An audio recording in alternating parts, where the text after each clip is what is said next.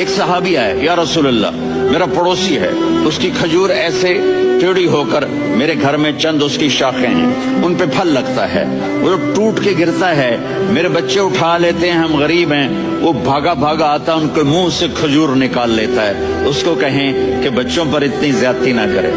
آپ نے اس کو بلایا، وہ منافق تھا، آپ نے اس سے فرمایا ایک سودا کرتے ہو؟ کہا جی کیا؟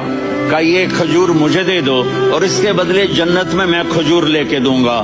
وہ کہنے لگا یا رسول اللہ یہ اصل میں میرے بچوں کو بہت پسند ہے، کوئی اور کھجور ہوتی میں دے دیتا، یہ تو میری معذرت ہے۔ وہ تو منافق تھا، اٹھ کے چلا گیا۔ ایک صحابی بیٹھے تھے، وہ کہنے لگے یا رسول اللہ اگر میں وہ کھجور لے کے دے دوں تو مجھے جنت میں لے دیں گے؟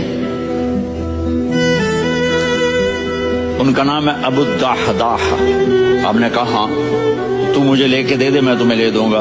وہ اس کے پیچھے چلے گئے، اے بھائی کتنے میں بیچو گے؟ میں نے کہا جا جا، میں نے اللہ کے نبی کو نہیں دی، تمہیں کیسے دے دوں؟ کہا اچھا بھائی منہ سے بول کتنے لینے ہیں؟ تو اس نے جان چھڑانے کے لیے کہا کہ اپنا سارا باغ مجھے دے دے، کھجور لے لے۔ باغ میں 600 کھجوریں اور یہ کھجور کسی اور کو دینی ہے۔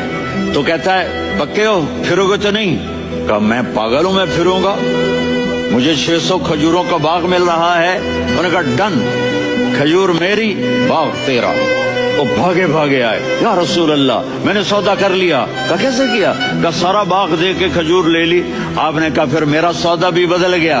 کم من عدق رداح ودار فیاح لأبی الدحداح فی الجنہ۔ میرے ساتھی میں اپنی آنکھوں سے دیکھ رہا ہوں کہ اللہ نے تیرے لیے جنت میں ایک گھر نہیں محل بنا دیے سینکڑوں، اور ایک باغ نہیں ہزاروں باغ تیرے لیے تیار کر دیے۔ یہ ہے ایمان کی نشانی، یہ ہے محبت کی نشانی۔